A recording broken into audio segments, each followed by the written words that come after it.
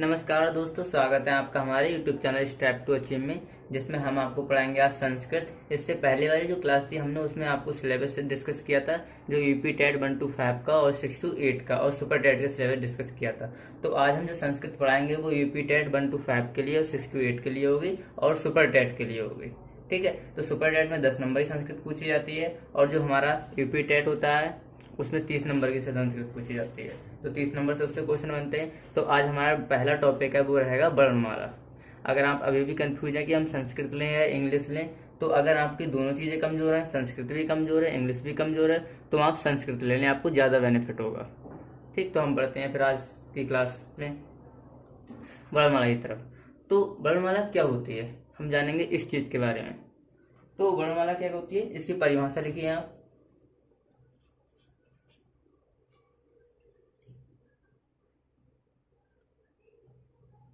कि वर्णों का क्रमबद्ध समूह, वर्णों का क्रमबद्ध समूह, उसको क्या कहते हैं, वर्णमाला कहते हैं। तो देखो साथ साथ हमारे साथ आप लोग हमारे साथ नोट्स बनाते जाइए। तो वर्णों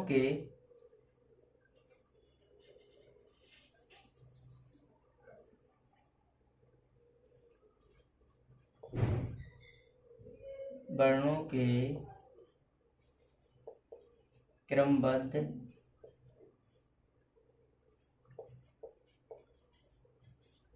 समूह को वर्णमाला कहते हैं। ठीक है, तो वर्णों का जो क्रमबद्ध समूह होता है उसको क्या कहते हैं, हम वर्णमाला कहते हैं। अब जानेंगे हम वर्ण के बारे में कि वर्ण हमारे क्या होते हैं। चलो वर्ण लिखी, परिभाषा लिखो। वर्ण की परिभाषा, तो वर्ण क्या होते हैं हम इस बारे में जानेंगे कि जिसके टुकड़े, जो वर्ण क्या होते हैं कि जिसके टुकड़े अर्थात खंड न किए जा सके उनको क्या कहते हैं, वर्ण कहते हैं। तो जिसके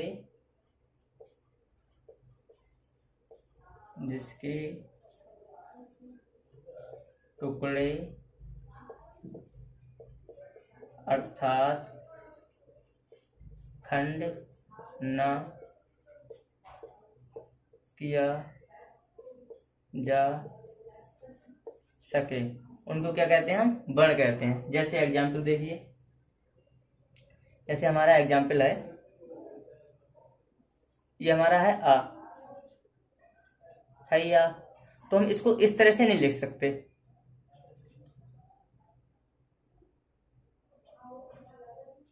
इस तरह से लिख सकते हैं, नहीं लिख सकते ना। जैसे हमारा का है तो हम इसको ऐसे लिख सकते हैं क्या, ऐसे इस तरीके से नहीं लिख सकते। तो इसलिए इसकी परिभाषा क्या होती है, जिसके टुकड़े अर्थात खंड ना किए जा सके उनको क्या कहते हैं, वर्ण कहते हैं। अब इससे आगे पढ़िए कि अब आता है कि ध्वनि। ध्वनि किसे कहते हैं, ध्वनि। तो ध्वनि किसको कहते हैं कि जो प्रत्येक वर्ण होता है उसकी क्या होती है, अपनी एक ध्वनि होती है। प्रत्येक वर्ण की अपनी एक ध्वनि होती है। इसका दूसरा नाम क्या है, ध्वनि। तो जो वर्ण होते हैं इनका ही दूसरा नाम क्या होता है, ध्वनि होता है। ठीक है, तो इसकी परिभाषा लिखिए। प्रत्येक वर्ण की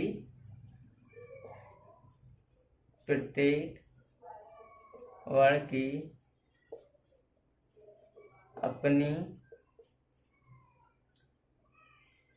ध्वनि होती है,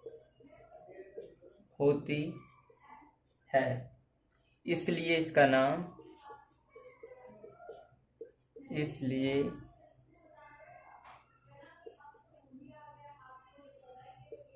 इसका दूसरा नाम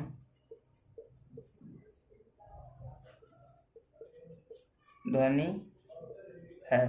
ठीक है, तो प्रत्येक जो वर्ण होता है उसकी क्या होती है, अपनी एक ध्वनि होती है। तो इसलिए इसका दूसरा नाम क्या होता है, ध्वनि होता है। ठीक है, अब आगे बढ़िए। अब इसमें एग्जाम्पल लिखिए आप। जैसे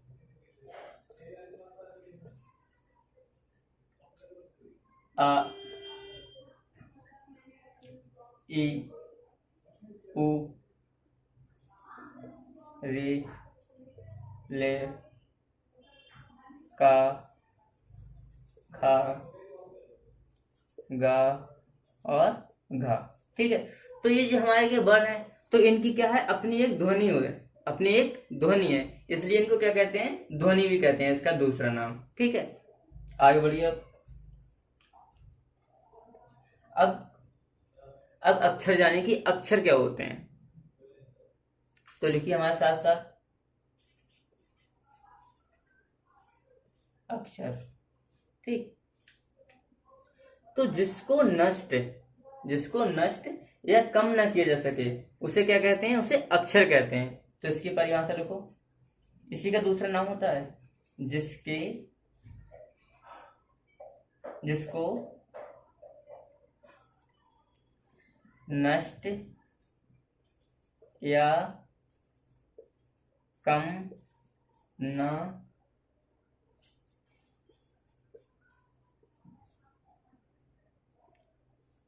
किया जा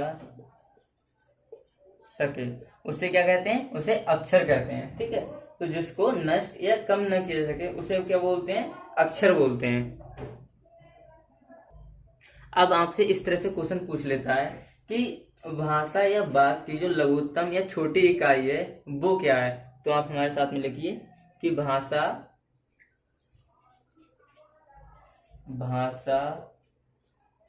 या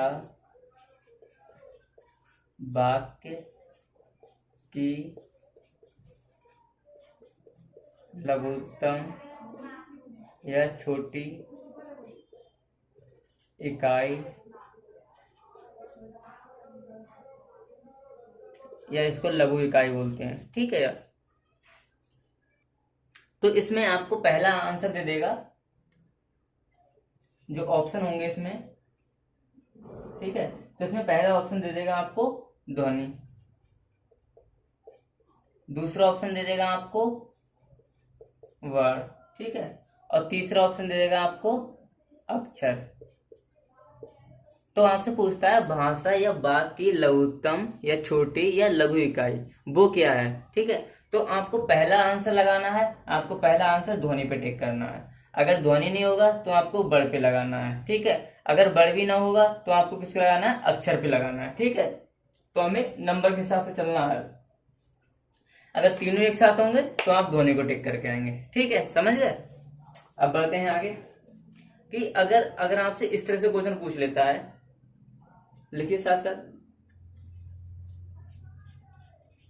कि आरोही क्रम लगाओ इनका, आरोही क्रम। आरोही क्रम का क्या मतलब होता है, बढ़ता हुआ क्रम। ठीक है, तो पूछ लेता है कि इनका आरोही क्रम लगाओ। लिखिए हमारे साथ कि ध्वनि, पहला है ध्वनि। ठीक है, तो ध्वनि से क्या बनते हैं, फिर होगा वर्ड, फिर क्या होगा अक्षर,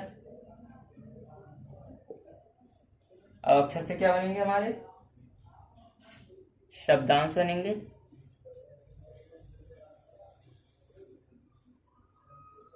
आगे लिखिए, इसमें शब्दांश को क्या बोलते हैं, इसको उपसर्ग, और इससे क्या बनेंगे, इससे बनेंगे हमारे शब्द, और फिर शब्द से क्या बनेंगे हमारे पद, और पद से क्या बनेंगे हमारे पदबंध, और पदबंध से क्या बनेंगे हमारे, पदबंध को ही शीर्षक बोलते हैं, इसको उपवाक्य भी बोलते हैं, उपवाक्य, इसी को शीर्षक बोलते हैं। तो एक एक चीज आपको अच्छे से पढ़ाएंगे हम। बस अगर आपको हमारा पढ़ाई को समझ में आया तो बस हमारी वीडियो को लाइक करो, अपने दोस्तों के साथ ज्यादा से ज्यादा शेयर करो, और हमारे चैनल को सब्सक्राइब करो। और शीर्षक को भी क्या बोलते हैं, वाक्यांश। और साथ साथ हम एक टॉपिक को कराने के बाद उसकी प्रीवियस ईयर से क्वेश्चन भी कराएंगे। ठीक है, जो क्वेश्चन अब तक पूछे गए हैं एग्जाम में, वाक्यांश बोलते हैं इसी को। अब वाक्यांश से क्या बनेगा, वाक्य बनेगा हमारा, और वाक्य से क्या बनेगा, अनुच्छेद बनेगा। अनुच्छेद किसे कहते हैं, जो पैराग्राफ होता है। ठीक है, अनुच्छेद बनेगा, और अनुच्छेद से क्या बनेगा हमारा अध्याय बनेगा। इस तरफ लिख रहा हूं मैं। ठीक है, क्या बनेगा, अध्याय बनेगा। अध्याय को क्या बोलते हैं, चैप्टर बोलते हैं या पार्ट बोलते हैं। और पाठ से क्या बनेगा हमारा, रचना।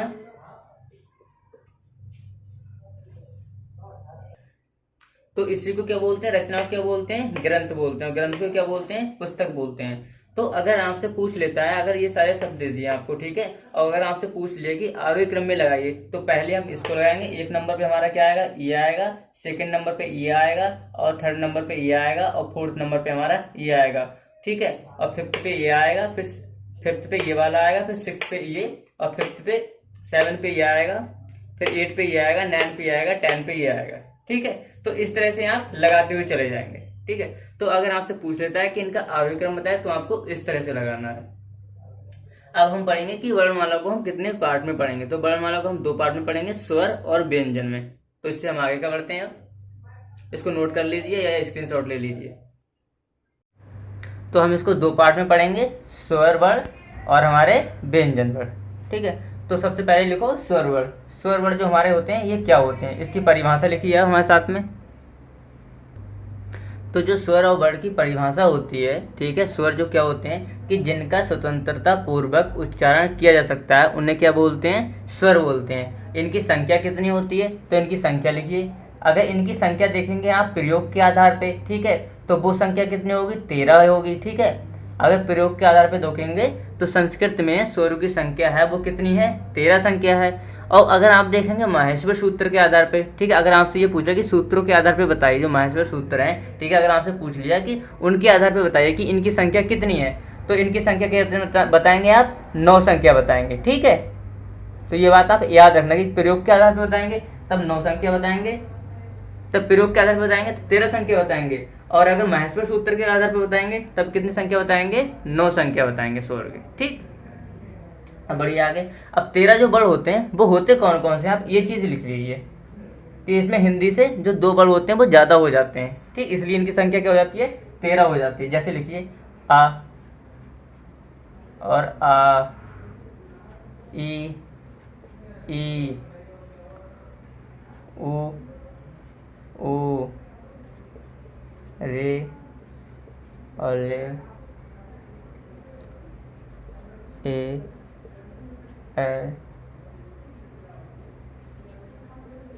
ओ और ओ, ठीक है। तो जो इसमें, या इसको आप बाद में लिख लेना, ठीक है।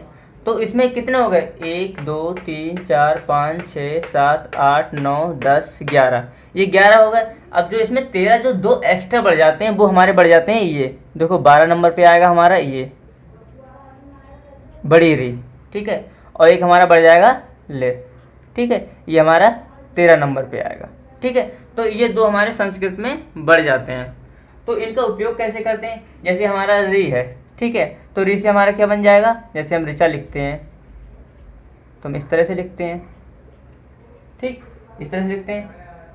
जैसे और देख लीजिए, लड़का कैसे उपयोग करते हैं, जैसे हम कृष्ण लिखते हैं तो इसका उपयोग किया जाता है, पितृ लिखते हैं तब इसका उपयोग किया जाता है, इस तरीके से। तो इसलिए इनकी संख्या क्या हो जाती है, 13 हो जाती है। तो प्रयोग के आधार पर कितनी लगाएंगे, 13 लगाएंगे, और अगर माहेश्वर सूत्र के आधार पर लगाएंगे तब 9 संख्या लगाएंगे, ये बात आप ध्यान रखना। और दूसरी चीज, इनका दूसरा नाम क्या होता है, स्वर का ही दूसरा नाम क्या होता है, इनका दूसरा नाम होता है अच। तो इन्हें अच भी कहते हैं। अच क्यों कहते हैं, जो कोई प्रत्याहार होते हैं, जो हमारे प्रत्याहार होते हैं, तो अच प्रत्याहार के अंतर्गत जो हमारे 9 स्वर आते हैं वो अच प्रत्याहार के अंतर्गत आ जाते हैं, तो इसलिए इनको अच भी कहा जाता है, ये बात आप ध्यान रखना, ठीक है। इसको लिख लीजिए, इसका दूसरा नाम क्या है, अच है। अब हम पढ़ेंगे स्वर के भेद। तो हम पढ़ेंगे अब स्वर के भेद। तो स्वर के भेद कितने पढ़ेंगे हम, स्वर के 4 भेद पढ़ेंगे, ठीक है। ये बात आप ध्यान रखना, इसको पॉइंट बना के लिख लियो कि ये सभी स्वर जो 9 स्वर होते हैं माहेश्वर सूत्र के आधार पे, तो ये सभी स्वर अच हमारे अच प्रत्याहार के अंतर्गत आते हैं, ठीक है, इसलिए इनको अच भी कहा जाता है। अब पहला नंबर आप डाल लीजिए, ठीक है, स्वर के भेद में। स्वर के भेद हम पढ़ेंगे 4 प्रकार के, तो इसमें पहला नंबर डालिए मात्रा व उच्चारण के आधार पर स्वर के भेद। मात्रा व उच्चारण के आधार पर स्वर के भेद। तो पहला नंबर लिखिए इसमें। तो ये तो है हमारा स्वर के भेद में पहले संख्या, ठीक है, पहले नंबर वाला जो मात्रा व उच्चारण के आधार पर पढ़ेंगे। अब इस पहले नंबर में भी पहला नंबर डालिए इस तरह से पॉइंट बना के, ठीक है। तो इसमें लिखिए ह्रस्व स्वर, कि ह्रस्व स्वर क्या होते हैं। लिखिए ह्रस्व स्वर जिन स्वरों के उच्चारण में एक मात्रा का समय लगे, क्या होंगे, जिन स्वरों के उच्चारण में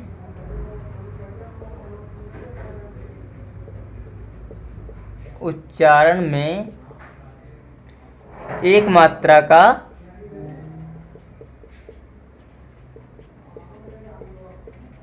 समय लगे। तो जिन स्वरों के उच्चारण में एक मात्रा का समय लगे उन्हें क्या कहते हैं, ह्रस्व स्वर को ह्रस्व स्वर कहते हैं। तो इसमें इसका दूसरा नाम लिखिए, इसका एक मात्रिक स्वर भी बोलते हैं, इसको मूल स्वर भी बोलते हैं और लघु स्वर भी बोलते हैं, ठीक है। अब इनके नाम लिख दीजिए कौन कौन से होते हैं, ठीक है। जैसे लिखिए हमारे साथ में आ और ई, उ और री और ले, ठीक है। ये सभी संख्या कितनी होगी इनकी, 5, ठीक है। तो हमारे ह्रस्व स्वर कितने होते हैं, 5, आ ई उ री और ले, ठीक है। तो इनकी संख्या कितनी होती है, 5। तो इनकी संख्या कितनी होती है, 5। अब हमारा सेकंड नंबर डालिए इसी में, फर्स्ट नंबर में, ये फर्स्ट के सेकंड नंबर में डालिए दीर्घ स्वर। तो दीर्घ स्वर हमारे कौन से होते हैं, इनको लिखिए। तो दीर्घ स्वर को ही क्या बोलते हैं हम, द्विमात्रिक स्वर भी बोलते हैं। इनके अन्य नाम हैं। और इसको ही क्या बोलते हैं, गुरु स्वर भी बोलते हैं। और इसको ही क्या बोलते हैं, बड़ा स्वर। ये इसके हो गए अन्य नाम। अब इसमें लिखिए कि जिनके उच्चारण में 2 मात्रा का समय लगे, कितने का समय लगेगा, इसकी परिभाषा लिखिए, जिनके उच्चारण में 2 मात्रा का समय लगे उसे क्या बोलते हैं, दीर्घ स्वर बोलते हैं। जैसे इनको लिखिए आ और ई, उ और री बड़ी वाली, और ए, ओ, ए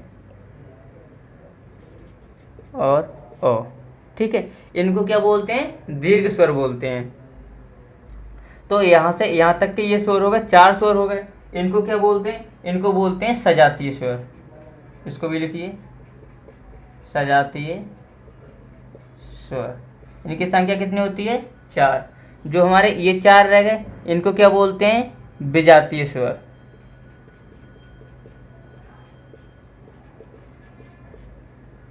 या विषम जातीय स्वर, विषम जातीय स्वर। इनकी संख्या कितनी होती है, 4। तो ये हो गए हमारे दीर्घ स्वर।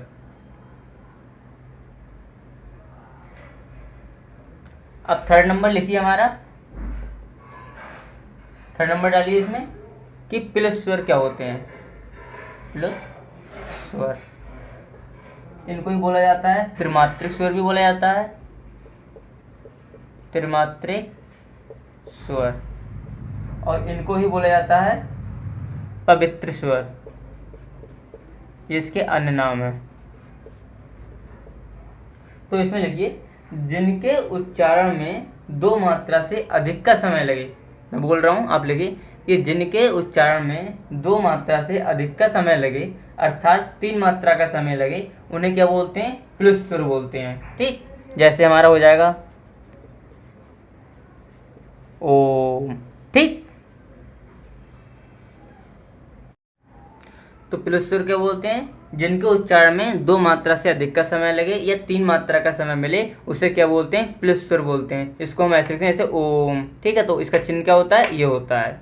अब हम पढ़ेंगे, ये तो हमारा फर्स्ट नंबर के होगा। फर्स्ट टाइप में हमने कितने पढ़े, 3 तरह के पढ़े थे। अब हमारा डालिए सेकंड नंबर, जिसमें हम पढ़ेंगे ओष्ठ आकृति के आधार पर स्वर के भेद। लिखिए 3 नंबर, इसका स्क्रीनशॉट ले लीजिए। तो जो हमने सेकंड नंबर पे हम पढ़ेंगे ओष्ठ आकृति के आधार पर स्वर के भेद। तो इस ओष्ठ आकृति के आधार पर स्वर के कितने भेद पढ़ेंगे, हम 2 भेद पढ़ेंगे ओष्ठ आकृति के आधार पर, ठीक है। तो पहला इसमें जो टैप पढ़ेंगे, पहला हम टैप पढ़ेंगे इसमें फर्स्ट नंबर पे वृत्ताकार स्वर। तो वृत्ताकार स्वर क्या होते हैं, जिसमें हमारी जो ओष्ठ की आकृति है वो ओ आकार की बने, ठीक है। जिनको बोलने पर आकृति कैसे बनेगी, ओ आकार की, जैसे उ ऊ ओ औ, बनने ओ आकार की आकृति, बोल के देखिए आप। तो ये कितने होते हैं, ये हमारे 4 होते हैं, ठीक। फिर इसमें सेकंड नंबर पढ़ेंगे अवृत्ताकार स्वर, जिसमें आकृति क्या है, हमारे ओष्ठ ओ आकार की आकृति नहीं बनाते हैं, जैसे आ ई री ए री लिर। तो ये कितने होते हैं, 9 होते हैं। तो इसमें क्या होगा, ये हमारे ओष्ठ आकृति नहीं बनाएंगे। थर्ड नंबर पे पढ़ेंगे हम जिह्वा की आकृति के आधार पर स्वर के भेद। इसमें कितने भेद पढ़ेंगे, हम 3 भेद पढ़ेंगे। तो जिसमें हमारा फर्स्ट टाइप होगा, ये क्या होगा, अग्रस्वर। अग्रस्वर क्यों बोलते हैं इसके, तो जीभ का प्रयोग होगा वो कैसे होगा, आगे से होगा। जैसे हम बोल के देखिए ई री ए, ठीक है। तो ये कितने होते हैं, इनकी संख्या 6 होती है। इनको देख ली, इनकी संख्या कितनी थी, वृत्ताकार स्वर की 4 संख्या थी, और अवृत्ताकार स्वर की कितनी संख्या थी, 9 संख्या। तो 9 4 कितने हो गए, 13 हो गए। अब हमारे अग्रस्वर थे, तो इनकी संख्या कितनी होती है, 6 होती है। मध्य स्वर क्या होते हैं, जीभ का जो प्रयोग हो वो कैसे होगा, मध्य से होगा। तो इसमें हमारा एक ही बड़ होता है, एक ही स्वर होता है, वो कौन सा होता है, आ। तो इसकी संख्या कितनी होती है, 1। अब हम पढ़ेंगे पश्च स्वर। पश्च स्वर क्या होते हैं, जो जीभ का प्रयोग होगा वो किधर से होगा, पीछे से होगा। तो जैसे आ उ ओ ले। तो इनकी संख्या कितनी होती है, 6। तो 6 ये होगा, इसमें 6 ये होगा, कितने 12 होगा, ये कितने हो गए, 13 हो गए, ठीक। तो हम अब अपना नेक्स्ट स्टेप पढ़ेंगे, जो 3 नंबर पे, जो तो होगा दूसरे के 2 हो गए, ठीक है। अब हमारा था तीसरे कितने हो गए, 3। अब हम पढ़ेंगे 4 नंबर, ठीक है। हमने बताया था स्वर के कितने भेद पढ़ेंगे हम, 4। तो ये 4 नंबर है। 4 नंबर में कौन से पढ़ेंगे, मुख्य आकृति के आधार पर स्वर के भेद। ये लिख लीजिए अब इसमें, मुख्य के आकृति के आधार पर स्वर के भेद। तो हम क्या पढ़ेंगे अब, मुख्य आकृति के आधार पर स्वर के भेद। जो हम इसमें पढ़ेंगे मुख्य आकृति के आधार पर स्वर के भेद, इसमें हम पढ़ेंगे 4 तरह के। तो इसका आप स्क्रीनशॉट ले लीजिए। अब आगे देखते हैं हम। तो इसमें हम पहला टाइप पढ़ेंगे मुख्य आकृति के आधार पर स्वर के भेद में। इसमें 4 तरह के पढ़ेंगे, हमने बताया भी आपको। तो इसमें जो पहला टाइप होगा हमारा समृद्ध स्वर।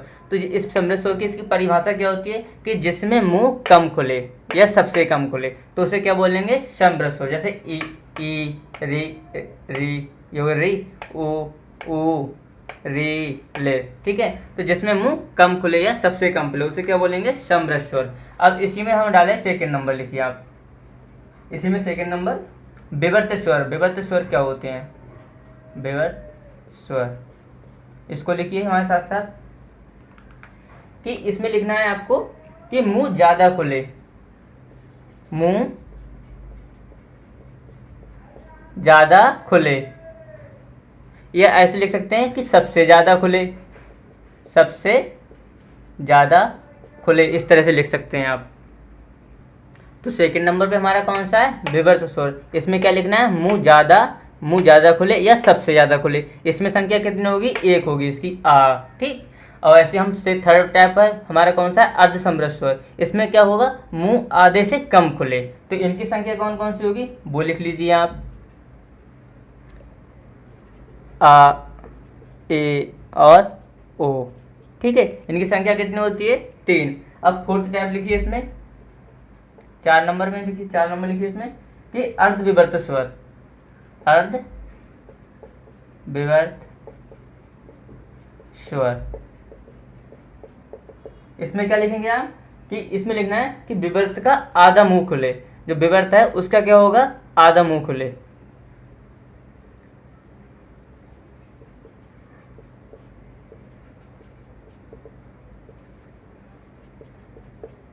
लिख लो इसमें विवर्त का आधा मुंह खुले। ठीक, तो इसमें कौन कौन से आ जाएंगे हमारे, इसमें आ जाएंगे हमारे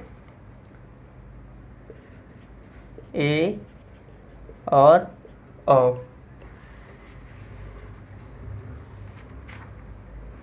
ठीक है, तो हमने जाना मुख्य आकृति के आधार पर स्वर के भेद, जो हमारे कितने थे, 4 तरह के थे। तो इसमें था अर्ध समृद्ध स्वर, विवर्त स्वर, अर्ध समृद्ध स्वर और अर्ध विवर्त स्वर। तो बस आज के लिए हम बस इतना ही रखते हैं, नेक्स्ट क्लास में जल्दी मिलेंगे। अगर आपको हमारा पढ़ाया हुआ समझ में आ रहा है तो प्लीज़ हमारे वीडियो को लाइक करो और अपने दोस्तों के साथ ज़्यादा से ज़्यादा शेयर करो। और जो नेक्स्ट टॉपिक रहेगा हमारा, उसमें हम पढ़ाएंगे आपको व्यंजन, और व्यंजन के प्रकार पढ़ाएंगे, कितने तरह के व्यंजन होते हैं। तब तक के लिए बाय बाय, टेक केयर, धन्यवाद।